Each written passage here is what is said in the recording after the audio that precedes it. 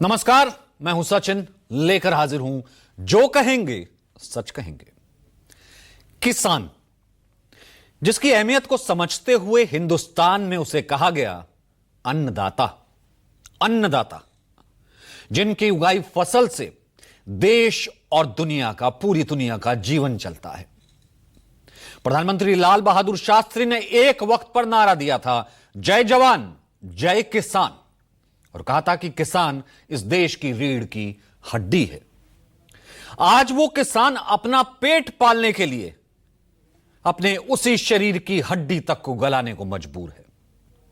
आज हम उस अन्नदाता का, उस किसानों का जो सच दिखाने जा रहे हैं, उसे देखकर आप सोचने पर मजबूर हो जाएंगे कि 21वीं सदी में भला ऐसे कैसे हो सकता है। महाराष्ट्र के लातूर से एक किसान की जो तस्वीर आई है, उसने पूरे देश को हिलाकर रख दिया है। सवाल यह है कि 21वीं सदी के भारत में देश का एक बुजुर्ग किसान खेत जोतने के लिए बैल बनने को क्यों मजबूर हो गया। वो तस्वीर आपको दिखाएंगे। किसानों के नाम पर लाखों करोड़ रुपए जारी करने वाले देश में हर दिन क्यों अन्नदाता आत्महत्या कर रहे हैं। आखिर महाराष्ट्र में हर साल क्यों सुसाइड कर रहे हैं किसान। आज सच अन्नदाता से जुड़ा दूसरा सच, दूसरी स्टोरी यूपी के मासूम बच्चों की शिक्षा से जुड़ी। कल हमने एक डिटेल एनालिसिस आपको दिखाया था कैसे स्कूल बंदी हो रही। वहीं यूपी के किस जिले में कितने स्कूल बंद होने पर किस कगार पर आज स्थिति पहुंच गई है, इसका चैप्टर 2 आज आप देखिएगा, क्योंकि इस पर जो कहेंगे सच कहेंगे।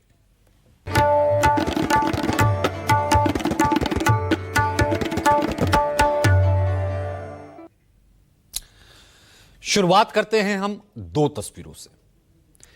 पहली तस्वीर 1997 में बॉलीवुड की फिल्म आई थी मदर इंडिया, जिसमें उस दौर की मशहूर अभिनेत्री नरगिस अपने कंधों से हल को खींचते हुए नजर आई थी। तब यह तस्वीर रील थी, शायद रियल में होती होगी, तब यह तस्वीर रील थी। लेकिन 68 साल बाद उसी तरह की एक रियल तस्वीर सामने आई है। दूसरी तस्वीर को देखकर आप अंदाजा लगा सकते हैं आज की ये ऐसी तस्वीर है, और इस तस्वीर से क्या जा रहा है पैगाम, क्या जा रहा है फरमान, आप ये खुद देखिए। लातूर की यह तस्वीर एक 1957 की तस्वीर।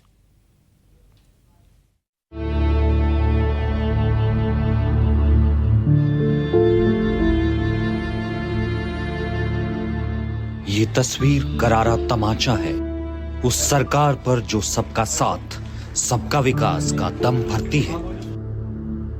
ये तस्वीर शर्मसार करती है उस सिस्टम को जिसके कंधों पर समाज के सबसे आखिरी पायदान पर मौजूद लोगों को भी उसकी मूलभूत सुविधाएं मुहैया कराने की जिम्मेदारी है। ये तस्वीर 21वीं सदी के उस उभरते भारत की चीख चीख कर कलाई खोल रही है, जिसमें देश को दुनिया की चौथी सबसे बड़ी अर्थव्यवस्था बताया जा रहा है। तस्वीर महाराष्ट्र के लातूर जिले की है। यहां के हाडोलती गांव के 75 वर्षीय बुजुर्ग अंबादास गोविंद पवार खुद को बैल बनाकर खेत की जुताई कर रहे हैं। साथ में पत्नी मुक्ताबाई पवार भी हैं।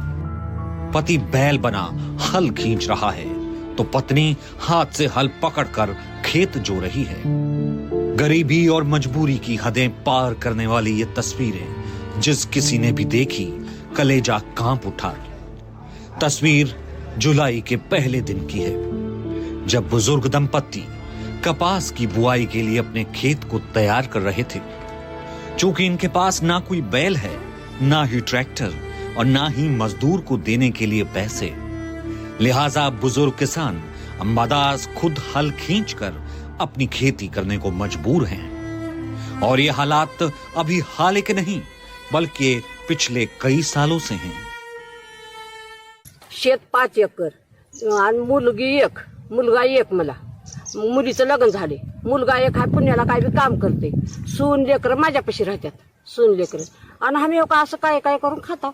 20,000 येत असं पण आम्ही काही ते देता काय कसं काय करता तो हमारा घडल तसं करता। सोचिए, जिस देश में सियासत गरीब और किसानों के नाम पर होती है, जिस देश की सरकारें किसान और गरीबों के नाम पर दर्जनों योजनाएं चलाने का दावा करती हूं, उस देश के एक गांव का किसान इस बदहाल हालात में है कि खेती करने के लिए उन्हें जानवर तक बनना पड़ रहा है।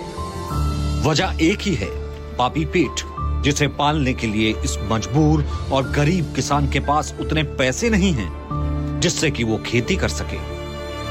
भागावं लागेल की, खर्च भागावं लागेल की, कशाने खर्च करावं, कुठला पैसा यायचा आहे का आम्हाला, ते सगळं पूर्ण झालंय। रोजगारी भलताच ही वाढला, रोजगार वाढला, बी खात वाढलं, आमचं गळेचं पोतं 4,000 चाललंय आणि 3,000 रुपयाला बॅग मिळाली आहे एक सोयाबीनची, खाताचं पोतं 1,200 रुपयाला मिळते। मग काय उरालंय शिल्लक माग, शेतात घातल्याला थोडं तिथं जुरून चाललंय, म्हणून स्वतः बेजार होता। जाहिर है सवाल तो उठेंगे ही। सोशल मीडिया के जरिए जब मामला हाई प्रोफाइल हुआ तो सरकार को जवाब देते नहीं बना, विपक्ष को एक मुद्दा मिल गया। महाराष्ट्र विधानसभा में मॉनसून सत्र के दौरान विपक्ष ने जमकर हंगामा किया। सत्ता पक्ष और विपक्ष में किसानों के मुद्दे पर विधानसभा में तीखी नोकझोंक हो गई। हंगामे के बाद विपक्षी सांसदों ने सदन से वॉकआउट कर दिया। आक्रामक विपक्ष ने महाराष्ट्र में किसानों की बदहाली गिनाई तो कृषि मंत्री ने कहा आर्थिक सहायता पहुंचाएंगे। सहकार मंत्री बाला साहेब पाटिल और कृषि मंत्री माणिकराव कोकाटे ने अंबादास पवार की सहायता का वायदा किया और उनके बेटे को सरकारी नौकरी देने की बात कही। तो सरकार को डैमेज कंट्रोल करना था। तो न्यूज 24 ने जब इस वीडियो को प्रमुखता से दिखाना शुरू किया तो पूरे देश में मानो तहलका मच गया। महाराष्ट्र के कृषि अधिकारी सचिन बावगे के मुताबिक किसान अंबादास के पास कृषि पहचान पत्र नहीं था और इसी कारण कृषि अधिकारियों ने पहचान पत्र बनाने की प्रक्रिया शुरू की है। अब जल्द ही उन्हें विभाग की तरफ से ट्रैक्टर और 1.25 लाख रुपए सहित सभी उपकरण प्रदान कर दिए जाएंगे, क्योंकि सरकारी प्रावधानों के अनुसार 5 बीघा से कम जमीन रखने वालों के लिए यह अनिवार्य है। अब सोशल मीडिया पर लगातार जब यह वीडियो वायरल हुआ, 72 साल का यह युवा, तो अभिनेता सोनू सूद ने भी वो आगे आए। सोनू सूद ने न्यूज 24 की पोस्ट को रीपोस्ट किया और कहा कि आप उनका नंबर भेजिए, मैं उनके लिए बैल भेजता हूं, ट्रैक्टर भेजता हूं। मामला किसान से जुड़ा था, लिहाजा एक बुजुर्ग किसान दंपत्ति का बैल बनकर खेत जोतना पूरे देश को हिला गया। लोकसभा में नेता प्रतिपक्ष राहुल गांधी ने फौरन केंद्र की मोदी सरकार को आड़े हाथों लिया। क्या कहा, देखिए। सोचिए, सिर्फ 3 महीनों में महाराष्ट्र में 767 किसानों ने आत्महत्या कर ली। क्या ये सिर्फ एक आंकड़ा है? नहीं, ये 767 उजड़े हुए घर हैं, 767 परिवार जो कभी नहीं संभल पाएंगे और सरकार चुप है, बेरुखी से देख रही है। किसान हर दिन कर्ज में और गहराई तक डूब रहा है। बीज महंगे हैं, खाद महंगी है, डीजल महंगा है, लेकिन एमएसपी की कोई गारंटी नहीं। जब वो कर्ज माफी की मांग करते हैं तो उन्हें नजरअंदाज कर दिया जाता है, लेकिन जिनके पास करोड़ों हैं उनके लोन मोदी सरकार आराम से माफ कर देती है। आज की ही खबर देख लीजिए, अनिल अंबानी का 48,000 करोड़ का एसबीआई फ्रॉड। मोदी जी ने कहा था किसान की आमदनी दोगुनी करेंगे। आज हाल ये है कि अन्नदाता की जिंदगी ही आधी हो रही है। यह सिस्टम किसानों को मार रहा है, चुपचाप लेकिन लगातार, और मोदी अपने ही पीआर का तमाशा देख रहे हैं।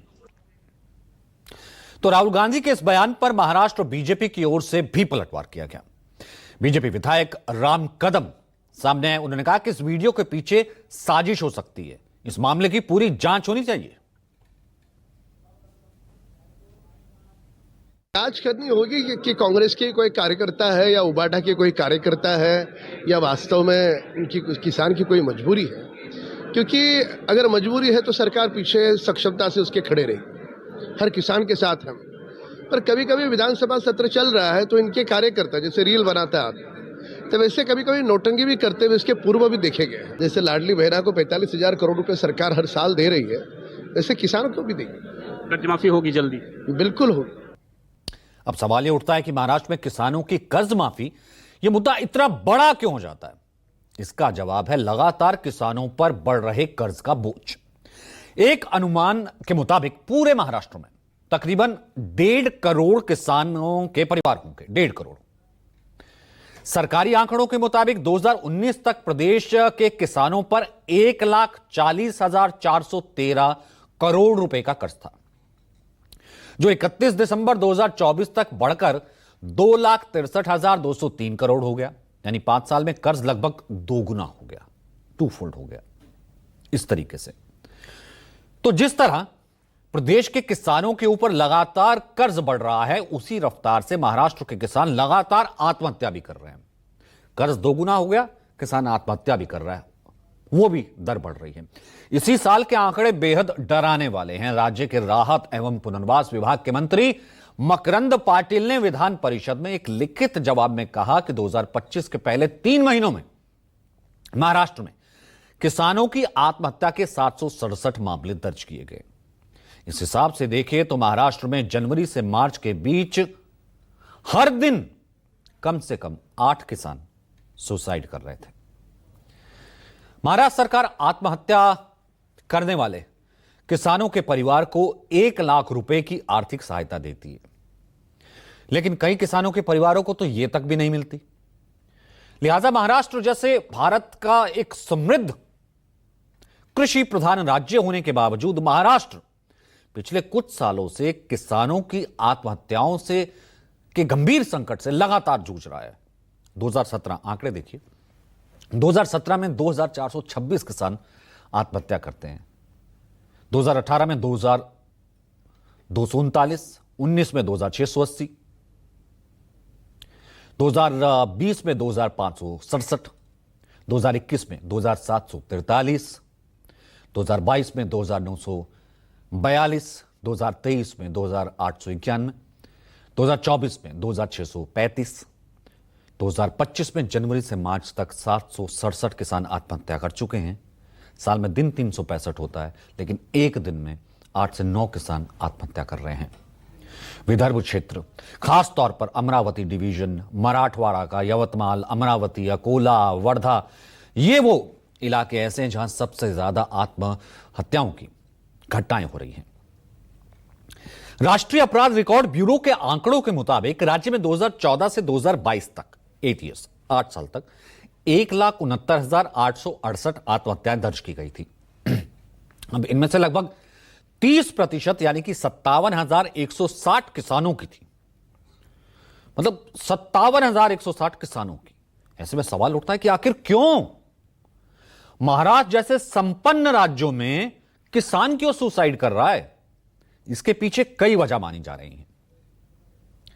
पहला, भारी कर्जा, खेती के लिए बीज खरीदना पड़ता है, खाद, कीटनाशक, सिंचाई उपकरण, इन चीजों पर बहुत खर्चा आता है, जिसके लिए किसान अब कहां रुख करता है? बैंक का रुख करता है या साहूकारों का रुख करता है, वहां से कर्जा लेता है। दूसरा, जो कि वहां की प्रकृति है महाराष्ट्र की, उन जगहों की सूखा और बाढ़। पर यह प्राकृतिक आपदाएं बार बार आ जाती है तो फसल को बर्बाद कर देती, किसान बेचारा मर जाता है। तीसरा, सूखा और बाढ़ से बचे, अगर फसल बच भी जाती तो कई कारणों से और भी वहां रीजन खराब हो जाती है। चौथा, यह कि फसल हो गई और फसल का सही से दाम नहीं मिला।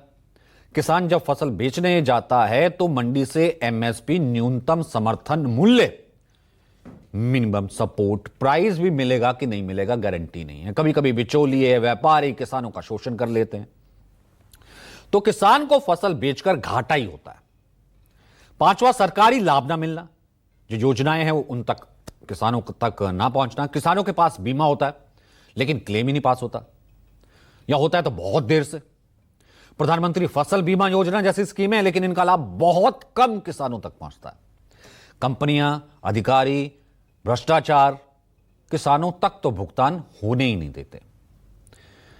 वहीं महाराष्ट्र के किसानों की कई समस्याएं हैं, लेकिन वो कहते हैं कि तुम्हारी फाइलों में गांव का मौसम गुलाबी है, यही हाल सरकारों का है, क्योंकि फाइलों में सब ठीक है।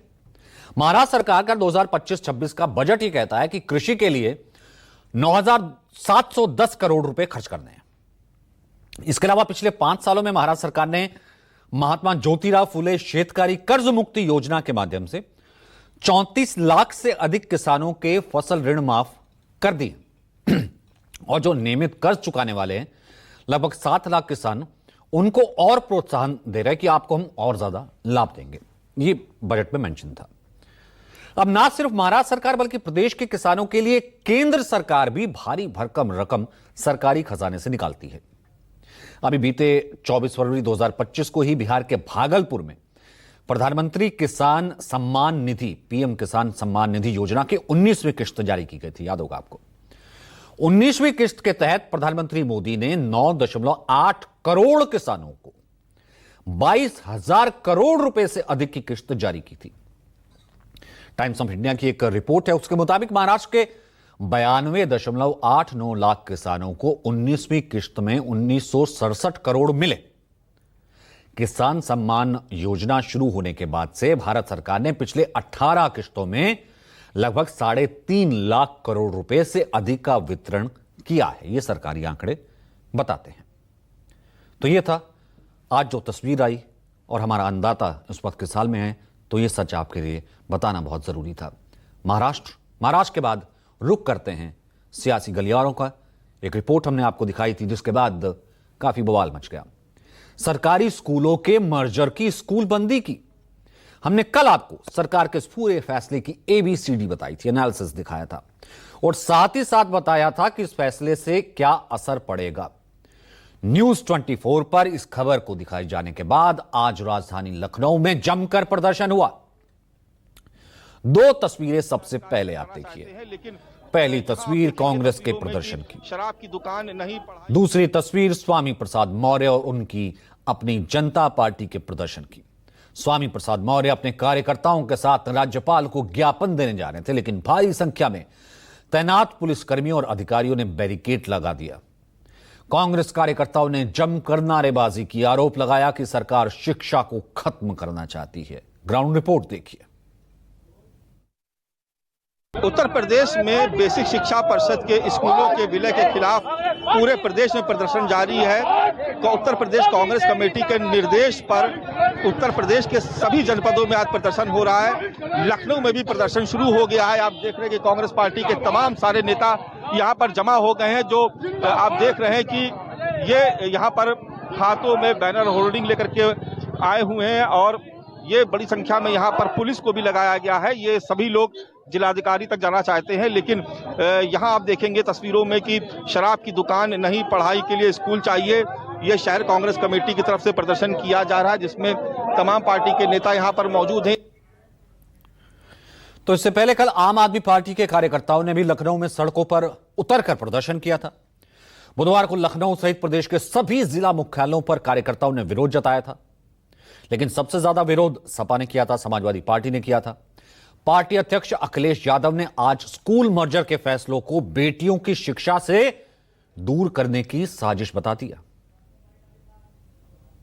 ये धीरे धीरे गरीबों से शिक्षा छीनना चाहते हैं, धीरे धीरे हमारी बेटियों को पढ़ाई से दूर रखना चाहते हैं। बताओ, अगर स्कूल 4 किलोमीटर 5 किलोमीटर दूर है तो कितने हमारे गरीब परिवार के लोग अपनी बेटियों को स्कूल भेज पाएंगे? और वो भी अगर वो पहली क्लास, दूसरी क्लास या तीसरी क्लास की बच्ची हो। यह तो आपने देखी आज दिन भर इस मामले पर यूपी की राजधानी लखनऊ में कैसा सियासी उबाल रहा। हम इस मामले की परत दर परत पड़ताल कर रहे हैं, यूपी के अलग अलग जिलों की स्थिति देख रहे हैं, फॉलोअप कर रहे हैं अपनी स्टोरी का। ऐसा ही एक देवरिया जिला की ग्राउंड रिपोर्ट आपको बताते हैं। जिले में कुल 2121 विद्यालय हैं, जिनमें से 244 का पेयरिंग यानी कि विलय किया जा चुका है, बंद हो चुके हैं।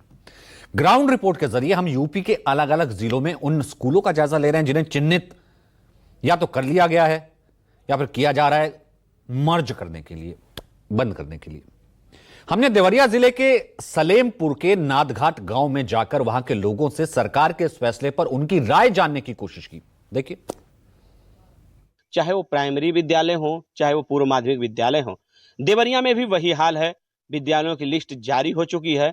इसमें हम सलेमपुर क्षेत्र के नादघाट गांव में पहुंचे हैं, कुछ सरकार की ऐसी व्यवस्था है, एक अध्यापिका है तो इसमें कहाँ से 100, 200, 400 बच्चे आ जाएंगे।